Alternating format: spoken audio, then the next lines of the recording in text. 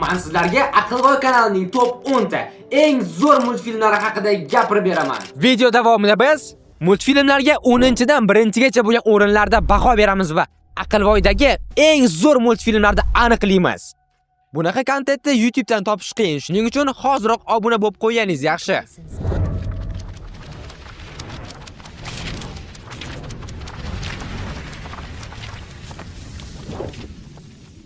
O'rin. Megaman. 12 yoshli robot bolakay shahar qahramoniga aylanadi va insonlar va robotlar o'rtasidagi tinchlikni saqlaydi. Bu multfilmda juda ham ko'plab yovuz robotlar bor. Fireman, Iron Man, Catman, Drillman va hokazolar. Megaman chap qo'lidagi qurol orqali plazmali o'q ota oladi yoki dushmanining kuchini nusxalab olishi mumkin. Misol uchun Megaman Firemanni nusxalab olsa, u olovli o'q ota oladi. Bu serialda ko'rganman. U 15 yoshdan oshganlarga qiziq bo'lmasligi mumkin, lekin undan kichikroq bo'lgan auditoriyani o'ziga mixlab qo'ya oladi. Ayniqsa Megaman o'z ukasi bilan jang qilayotganini bilganingizda etingiz jimirlab ketadi. 9-o'rin. Garmiti. Hozir sizlar bilan robotlar haqida gaplashdik. Endi esa 4 unsur haqida gaplashamiz. Bu multfilmda Garmiti jangchilari o'z unsurlaridan foydalanib, yovuzlikka qarshi kurashadilar. Bilasizlarmi, aslida bu multfilm 2008-yilda chiqqan. 2018-yilda esa yangilangan versiyada taqdim qilishdi. Multfilm jamoa bo'lib harakat qilish, do'stlarni va tabiatni his qilish kabi g'oyalarni yoritadi. Bu multfilmda muxlislari juda ham ko'p, lekin men to'liq ko'rmaganligim uchun 9-o'ringa qo'ydim. 8-o'rin. Jasur Shahrizodga yordam berishga shay, mashaqqat sinovga qaramay. Bu multfilmdagi ba'zi uyatsiz sahnalar kanal ustidan shikoyat tushishiga sabab bo'lgan. Hayot daraxtini qidirish uchun yo'lga chiqqan Shahrizoda o'z do'stlari bilan har qanday dushmanni dog'da qoldirishadi va Oltin shaharning shahzodasini inson qiyofasiga qaytarishadi. Shahrizoda haqidagi bu multserial 1001 kecha ertaklar to'plamidan ilhomlanib yaratilgan. Aynan shuning uchun ham bu multfilmni ko'rganman va soundtrackini eshitganimda haligacha ta'sirlanaman.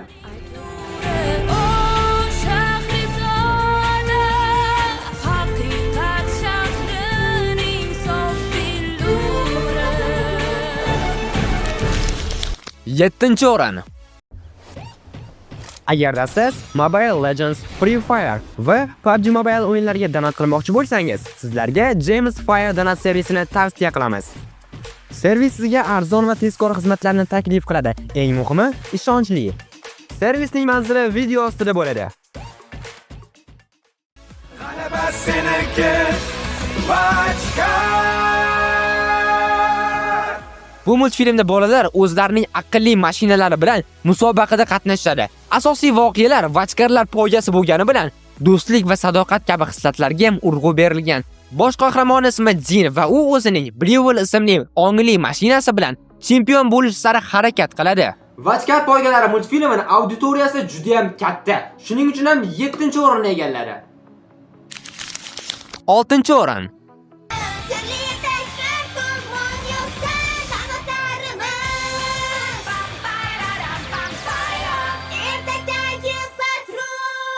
Bosh qahramonlar qiz bola ekanligi bu multfilmni yigitlar ko'rmasligini bildirmaydi. Shaxsan guvohi bo'ldim, bu multfilmni qizlardan tashqari yigitlar ham sevib tomosha qilishar ekan. Lekin ular qizlarni sevishadimi yoki multfilmdami? Bunisini bilmadim.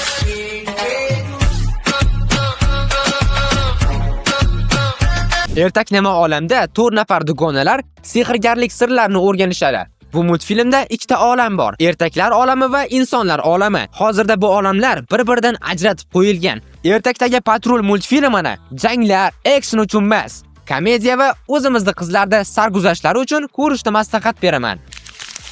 5-o'rin. Monkart, afsonaviy poyga. Bir qarashda bu multfilmni vachkar poygalarga o'xshatishingiz mumkin va siz haqsiz. Biroq vachkar multfilmidan farqli, bu multfilmda mashinalar emas, Pokemonga o'xshagan hayvonchalar jang qiladi.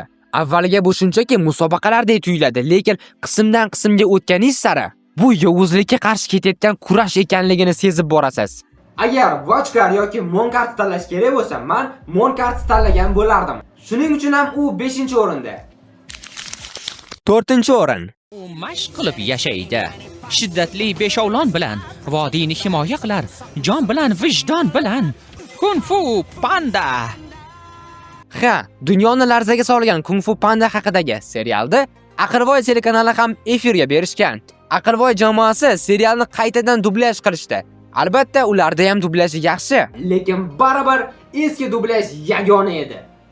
Aslida bugungi video mana didimdan kelib chiqib tayyorlangan. Shuning uchun sizlar ham o'zingizda eng yoqtirgan top 10 ta Aqlvoyda bergan multfilmlaringizda izohlarda yozib qoldiring. Men bularni albatta o'qib chiqaman. 3-o'rin.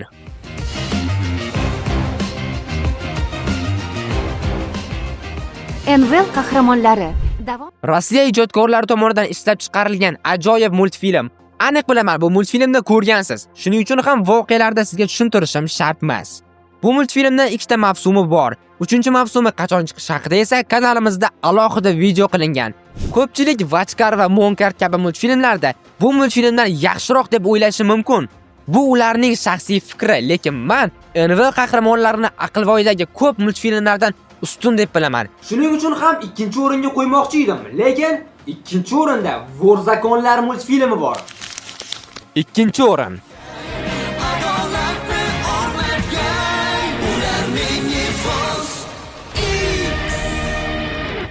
Bu multfilm Aqlvoyda rostdan ham trend bo'lgan. Juda ham yaxshi eslayman, bolalar bilan to'planib muhokama qiladigan mavzuyimiz aynan Miniforce X edi. Aqlvoy endi oshirgan vaqtda ham keyinchalik ham bu multfilmni 2-3 marta takrorlab efirga berishgan.